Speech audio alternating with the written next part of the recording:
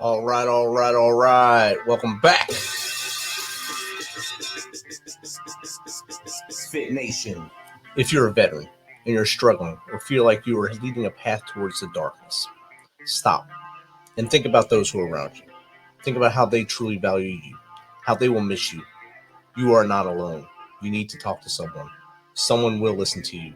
If you feel like you'll be a burden to someone or feel embarrassed to talk to your friends and family, don't hesitate to call the hotline at 988 and press option 1. Don't make a permanent solution to a temporary problem. If you're a new listener, thanks for joining us. Please subscribe to our show on your favorite podcast apps. Don't forget to subscribe to our YouTube channel at _MisFitNation. Subscribe and click the bell. This will keep you up to date with our latest news, episodes, and of course the stories of our guests. Speaking of which, our next guest, articulate and insightful perspective, shines new light on the concept of leadership. Her deeply personal journey, told with unflinching clarity, inspiring courage, and engaging humor, makes her story a must-see. Audiences are astounded to learn firsthand how a true leader navigates monumental life changes while never sacrificing her mission, her crews, or herself. So without further ado, let's welcome Scottie Jeanette Madden to the MisFitNation. Welcome, Scottie. How are you? I'm fine, Rich. Thank you. How are you? Good. I hope that didn't shock and awe you too much, the music and stuff. So kept you Oh in no, that. that's you were playing half of my playlist. Awesome. Finally got someone. So I know when you connected with me, that I think the first thing you wrote on there was about the Dude You're Screwed show, and that lured me in there. So it made me think of Naked and Afraid plus military equals chaos, and I think that was a pretty awesome concept. I never got to see the show unless it's still in production or out there floating somewhere. But Oh, it's still available on the Discovery website. In fact, we were the lead into Naked and Afraid. oh, So there it is. I'll have to look it up on my app there oh and yeah, check you'll that dig out. it. You'll dig it. So, if you don't mind, tell us a little bit more about your background, a little more than I just blurbed out there, from as far back as you want to go to how we got to where we are now. Wow. Okay. Well, um, I am just turned 60. I've been a television professional since before I graduated from college at San Diego State. Um, and really quickly, my career kind of bent towards adventure filmmaking, which quite quickly brought me into the realm of military veterans and active duty. And that's one of the reasons why I was so interested in being on your show is, one of the things that I made as a part of my mission being in television is bringing everybody home alive. That was my concept. And, I will be very candid that it was my experience on Dude, You're Screwed when I was working with, at the time, active duty Captain Terry Shepard of the U.S. Army Green Berets, who really quickly, like, luckily I hadn't made this mistake before I met him, but he said, hey, we hate when television people lock and load or get ready to go to war. And, there's a lot of hyperbole that we tend to think that we're solving, brain cancer in television, when in truth, we're just trying to have fun and tell stories. But his point was well taken, that I think a lot of that, I think a lot of the experiences that veterans go through gets diminished when television people try to appropriate the language. So it was very quickly, but none of us did that. Smart. But, one thing that I got very passionate about really quickly, we did a show in Alaska. Was probably one of my first really big shows, called Out of the Wild, the Alaska Experiment. And we had two incredible men who were in charge of our logistics. Now, we had a crew of 130 people in the field. Wow. The network kept asking us, how come we don't see any bears? I'm like, because bears are smart, and there's 130 of us out here, and they have lead-based bear spray up there. That's what they call it. But one of the men that I became really good friends with was a retired Captain Jim Hastings. And he was one of the instrumental founders of Alaska Healing Hearts, which was sort of the same kind of mission as Wounded Warriors. And I became really good friends with him, and I really got to see how he was working. And when I was in a position to actually be in charge on that show, I was the supervising producer, which is the number 2 person. So when I became the showrunner, which is the number 1 person, I was able to go back to Jim and say, "Hey, how can we help? How do we do this?" And so we were able to bring on through Alaska Healing Hearts several veterans who weren't able to get work anywhere else. But they were able to work on a TV crew. And I'm like, okay, who do I want? I'm out in the wilderness. I want guys who know, and girls who know what they're doing in the wilderness, man. And these people knew it. So we were able to get a lot of them involved in the actual production. And I made that a practice. That was kind of, we worked out some of the bugs on that trip, and then we moved it on. But that was the reason why I wanted to be on your show. And you asked me my history. I very quickly, I started off as a camera operator and an editor, and I worked my way through the ranks until I became what's called the showrunner, which is, kind of you're in charge out there in the field. You're both the creative, top of the rank, and you're also the fiscally and legally responsible one at the top of the rank. So you're the one responsible for delivering the show to the network that everybody else thinks they bought. So, because my resume started getting bigger and bigger over on took people into dangerous parts of the world and brought them home alive and brought home a story column, my career grew there. And that's what brought me to Dude, You're Screwed. So, it's That's an awesome journey. Long. I diminished a lot of it, but you know what I mean. Yeah, it's still. Even the small bit you think you said just now is a lot, because a lot of people don't understand what went into you going from being in college at San Diego State to all the way in Alaska, filming in a whole production up there with a 130-person crew as the 2 and 1 person. Yeah. So that's a long journey, even if you just say it in 4 minutes. So. Yeah. So what are some of the challenges that you've seen as far as for you? Your story is a lot more complicated than just the entertainment business, because you have a real story that dates back to you growing up and then becoming who you are now. So I'd like to hear just a little bit of that challenge you had, because I know you grew up at a time when it was pretty much foreboding, and it was harder for you than it is now. It's a lot. I mean, it's not easy now, but it's a lot easier now than it was then. Well, at least we have the language now, right? Right. When I was first growing up, anytime I displayed any kind of feminine behavior, I got hit. Ooh. And that wasn't by my family. That was a person who thought that they were protecting my father. My father was a very charismatic man. If you met him, you'd completely understand. He was, just, everybody loved him. Men, women loved him. Everybody. He was a born leader. He walked in the room. He took command, right, of the room. I'm sorry, my dog is barking. I'm going to let her in. She wants to be a part of the show. I'll be right back. All right. Come on, you. We're doing a show here. So oddly, this young man, and he was a teenager at the time, idolized my father. And so many times when, my parents needed to go out, they left him in charge of me. And whenever I did anything that, felt natural to me, was too feminine to him, and I know this from his words coming at me, "Don't be a sissy," I got hit.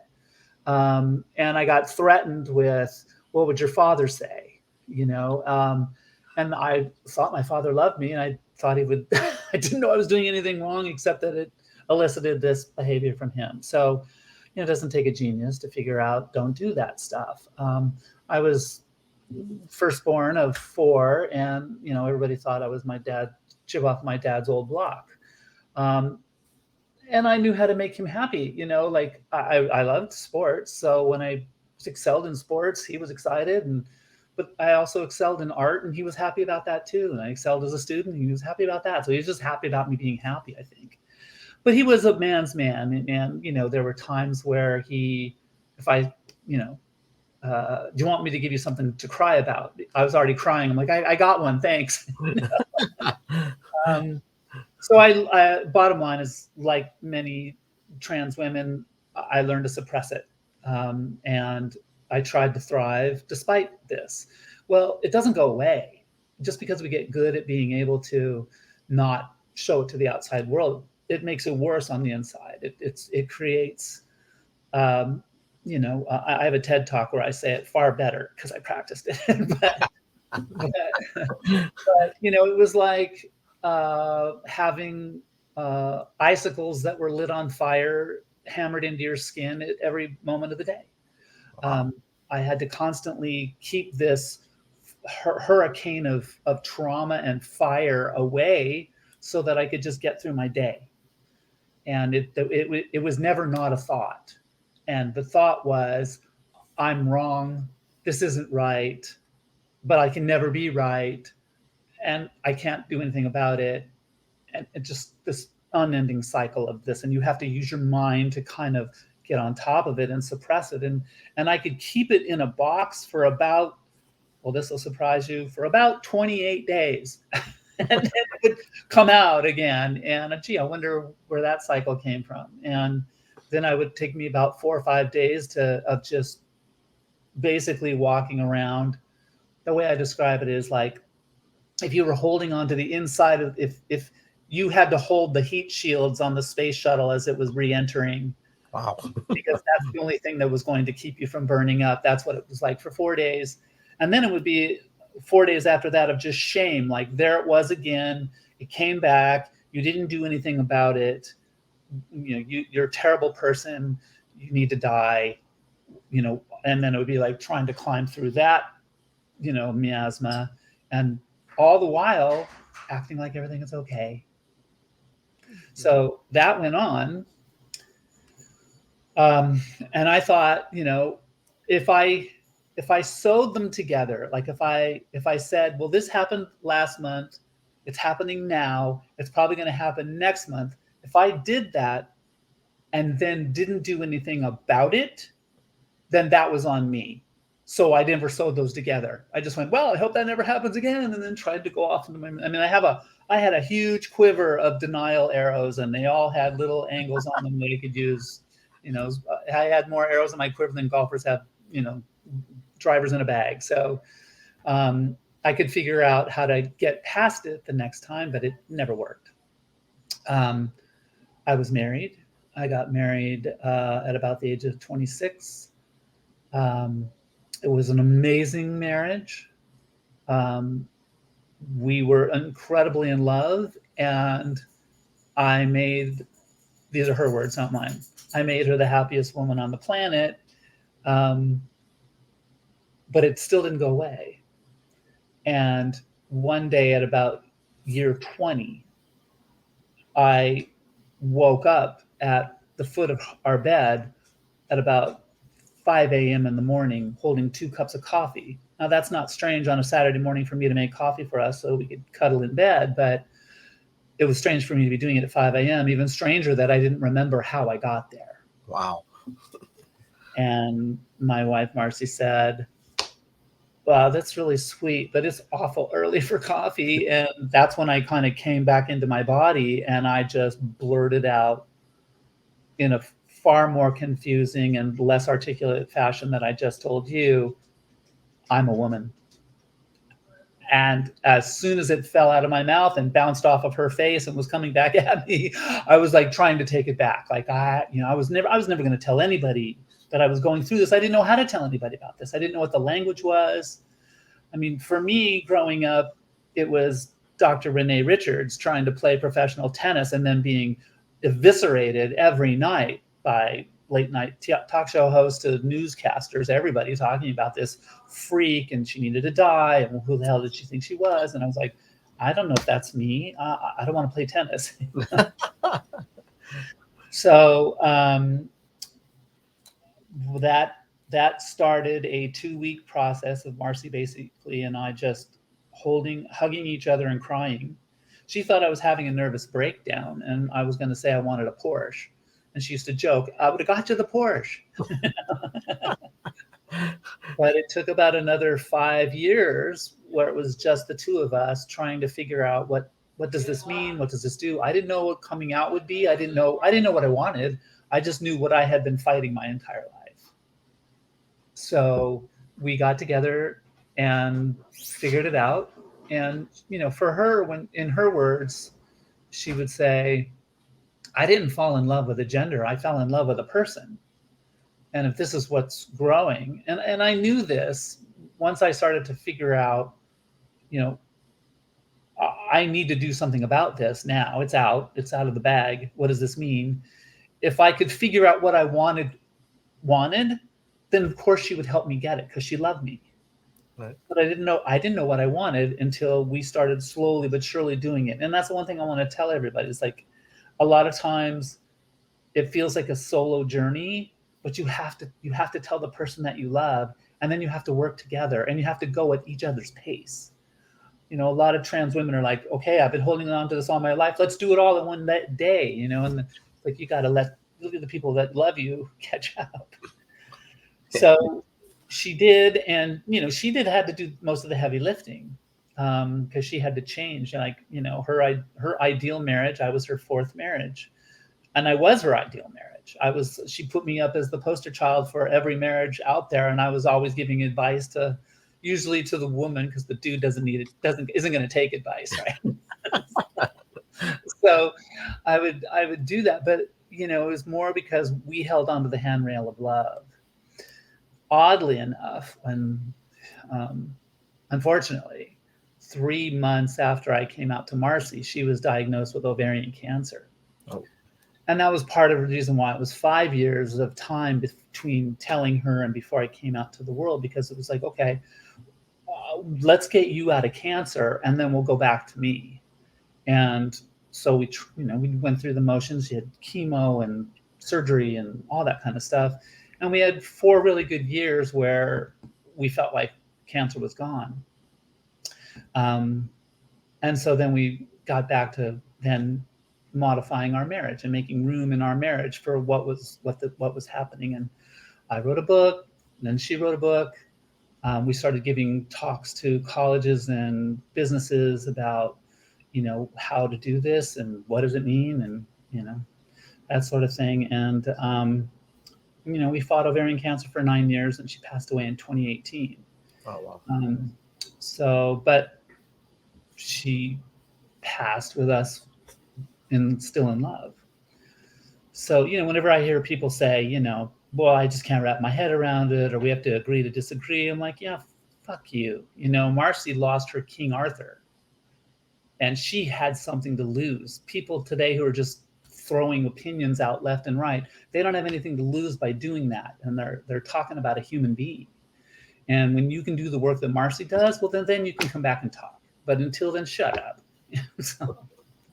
So anyways, that brings us to today. I mean, I'm still grieving, trying to work without her. Right. Isn't easy. It's only been just 4 years or so since it occurred, so it's not easy to get over any loss, and especially someone that was your right hand for 3 decades, or decades plus, and the journey both of you were going on, having that openness to do that, it's. I mean, I'm not going to say it's unheard of, but it's, people don't always talk about it. That Correct. People stay together to do it. Yeah. I'm sure it happens in households all around the country, but a lot of places it's still, like you said, they didn't come out. They're waiting for the perfect time, because there's no perfect time to come out. No. And I know when I was growing up, I think a lot of it was ignorance for us, because we just didn't know what we didn't know. Right. And even when I first came in the Army, I still was pretty ignorant to anything other than what was black and white. It had to be black and white, or it wasn't right. It wasn't until I started growing as a human to understand and have empathy and sympathy, or not really sympathy, empathy towards other people's feelings and thoughts. And as I grew, it embedded in me that I had to be more open to everything, because there's everything out there. It's not just me. Well, it comes down to, and I think the reasons why I relate to your audience is that, it's, on a television set, it is about, there is a hierarchical chain of command, and you don't get into that position unless you earn the respect of everybody who's quote unquote below you, and you get that respect because you care for them. and you lead them, and you lead with empathy, and so I had the cast for Dude You're Screwed was Terry Schaber's a Green Beret, active duty at the time. Jake Zweig was a retired Navy SEAL. John Hudson was an RAF SEER instructor. And then we had a couple of people that rotated into the other 5 slots. We always had 5 going on at the same time. And they were various military and or master guide status. When I came out to them, I didn't know this at the time, but they called the network and they said, just in case you're wondering, we're with her. Nice. So they didn't bat an eyelash. That was like the respect that I had as their leader, that I had earned my stripes with them. That mattered. And that's also something that, I want to tell anybody out there that is, worried about coming out, is that as long as you were a good person in the closet, you'll be okay when you come out. There's some people that it's hard because it's very traumatic being in the closet for whatever reasons, right? And that sometimes equals bad behavior or less than desirable behavior because of that trauma. And that's terrible and unfortunate. And I feel for people like that. But as long as you are a respectable human being in the closet, you'll be one when you come out. And that way and people will back you up. It's scary, but it's only because it's scary of the unknown. Right. You fear what you don't know what you don't know at that point. And Exactly. And like you said, if you were a good person on Monday, came out Monday night, Tuesday, you're still that same person. Right. It's just, it's up to that person on Tuesday to realize that you're still the same person I was talking to yesterday and having coffee with. You're still the same person. Exactly. Look at Kristen Beck, Friday night, she went out as Chris Beck. Monday, she returns as Kristen Beck, and she's still at the Pentagon, right? At the time, it's like, yeah, well, one of the highest Navy SEALs we've ever had. Nothing changed when she wore heels. In fact, she was still shooting pretty good. She had to get used to the heels probably, but it's different. Well, if you've ever seen Lady Valor, it's like, why are you wearing heels right now, honey? You're killing us. We wear the appropriate shoes. We don't always wear heels. That's a different group that wears those, and they practice. Exactly. So when you broke into, I know it's a slow process to break into Hollywood at any angle that you go into it. You went with the adventure way. Was it a slow process to move up, or did you hit every kind of, job along the way as you went up? Well, yeah, you know what? I had a really bizarre. It's not. I don't recommend this way, but 2 weeks after I graduated from San Diego State from the television department, I was directing my own show. Oh wow! This guy had just sold a show, and he's drank in my dad's bar, and he was like, it's kind of like the dog who catches the car. He sold a show and didn't know how to produce it, right? My dad says, my kid just graduated from college. You ought to hire Scottie. So luckily he did. And so I was directing a show, now it was a really small show and I had to sleep with my camera. I had to shoot a show. I had to shoot a segment every day because if I didn't walk into the post on Thursday night with, enough material to create a half an hour television show and edit round the clock so that we could air on Friday, then I was toast. And we have to give the money back to the advertisers, right? So that really, I got my chops down on that. But then when I started doing bigger shows that are, that had far bigger breadth, I freelanced for a long time and I had my own company with a bunch of other freelancers in San Diego where we became so good at all of the positions that a producer needs: camera, audio, lighting, and coordination. But most of the time we were the technicians. They could just call up and say, I need 3 shooters and 2 audio person and a gaffer. And they would trust that if they came through Tag Team Productions, then they didn't have to ask any further questions. They knew that they were going to get the top quality personnel. So that put us in a great position to just do everything. And so I did have a very well-rounded technical background, when I then first started shooting for Surfer Magazine, which was produced out of San Diego, and it was one of the first magazine shows on ESPN. This is back when ESPN was putting on Australian rules football and women and NCAA women's volleyball in order to stay on the air. That's right. Yeah. Yeah, I was back a little bit, a couple of years ago. Yeah. So, to answer your question, yes, I did. I came through the technical ranks. One of the most horrifying experiences you could ever have as a camera operator is to be your own editor. You're like, what were you thinking? Jesus, girl, it's called coverage. Why don't you get some, right? So I really made my shooting good because I would get into the editing suite and realize I didn't have shit to put together here, So I got really good at that. And that really put me in a good place to be a producer. But it was my, international travel experience that was really what got network attention. Because not only did I know how to get a crew in and out of a country. On Dude, You're Screwed, we were like, an elite. I'm not going to use any language that would get me in trouble with Captain Shepard, but I was going to say we're an elite fighting force. But we had to get in to a third world country, shoot an entire hour show, out to another third world country, and back to the United States in 10 days. Wow. So, and we had 100 cases of gear.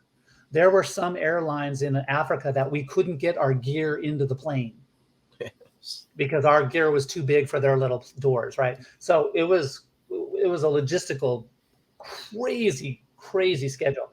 We did 8 countries on 5 continents in 3 months in season 2. Wow. Yeah. And all shooting a show. Our last day in every location was just brutal because we would have shot this, the way the Dude, You're Screwed worked was the 5 guys, 4 of them would gang up on one of them and take him down in some sort of a Jason Bourne kind of action sequence. I mean, Terry shot a net gun at John Hudson one time, So, and they chased Terry Shepard into a false elevator one time. And the elevator drove away on a truck. Like that's how they would catch each other, right? Then they would, put a bag over his head, zip tie his hands, and we would then drop him somewhere in the world by helicopter on the mountaintop, and give him 100 hours to get back to civilization, and then those guys would egress back to their dream tent. It was a tent that we designed specifically for shooting in, and it held satellite uplinks. It had weather station in there.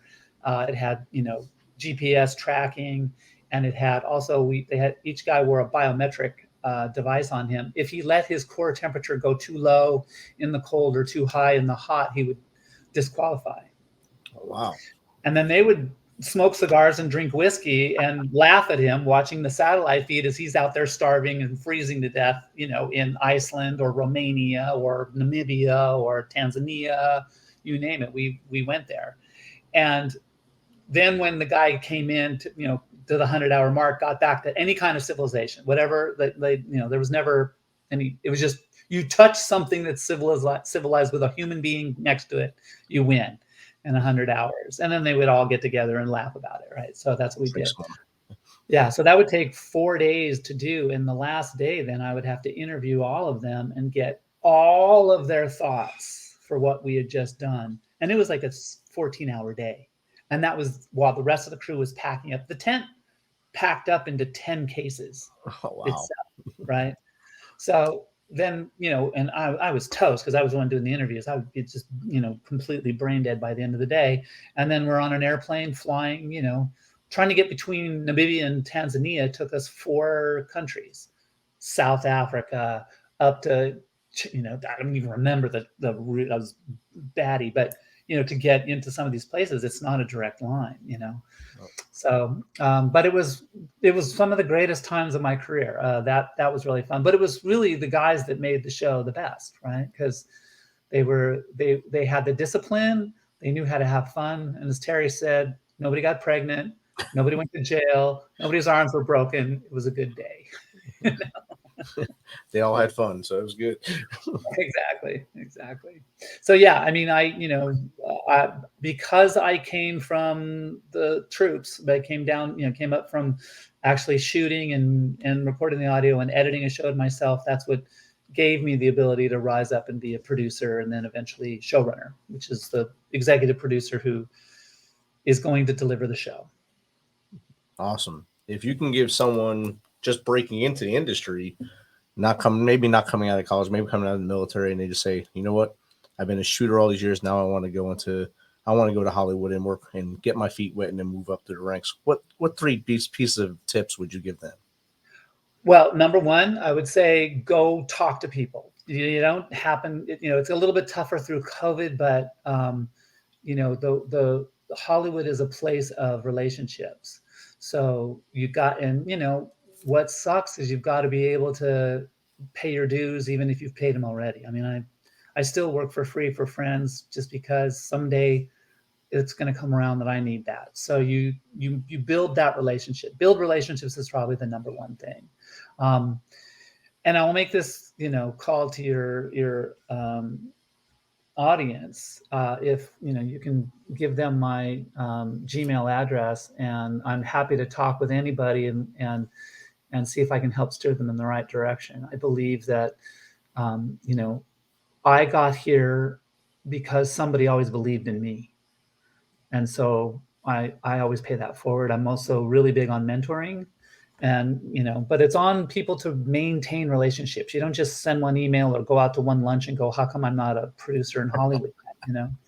You got to make that connection. And it's not always easy, but all of a sudden like doors just fly open and you're like, oh shit, I better start running.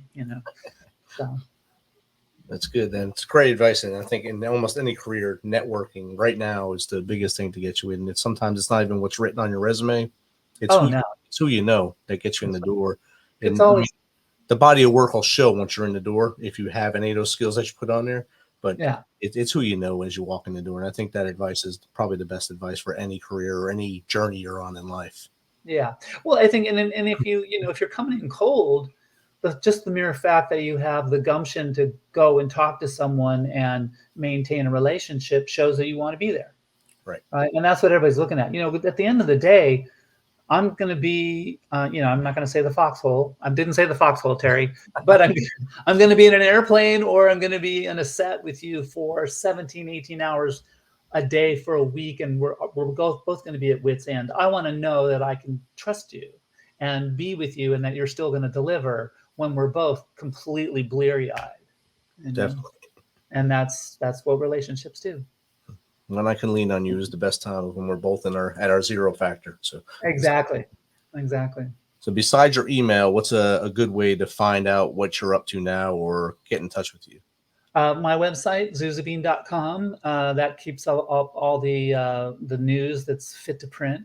Right now I've got a documentary that is just now going on to the festival circuit called Proud in a Pandemic, that we shot during the pandemic. So pretty proud of that. And that's the best place, zuzabine.com. Awesome. And that's going across the screen now, and that'll also be in the show notes along with your contact information. Scottie, thanks for sharing. It's a lot of a story to share in a 30-minute time block. And I enjoyed it. It was a good journey, and I'm definitely gonna have to look up the show now and binge watch it during my lunch hours and during my downtimes. Don't start with the Namibia episode, because you want to see like why that one was so gnarly. Okay, all right. I'll definitely check it out and let you know what I feel about it. That was the first time in my career where I realized I walked out. At the time, the company that I was making it for, High Noon, had 200 cubicles, and they had 16 shows going on all at once. But I was separated from my crew, who was in the cubicles at the opposite side of the office. And so I came out of my office and I shouted, I need some C4 and some clown shoes, stat. Oh, wow. And I walked back in my office and I went, that just came out of my mouth. Huh. Well, again, Scottie, thank you for taking some of your time this evening and sharing your journey with the Misfit Nation. Absolutely, Rich. It's been a sheer pleasure. Thank you. Awesome. So thank you for checking us out tonight and listening to Scottie's journey, her story. And thanks for being a part of the Misfit Nation. Don't forget to visit our website, themisfitnation.com. Catch up on all our episodes, also to get some of that great Misfit Nation gear, or check out our book that's on there. As always, be humble, stay hungry, and keep hustling. Because we are MisFit Nation.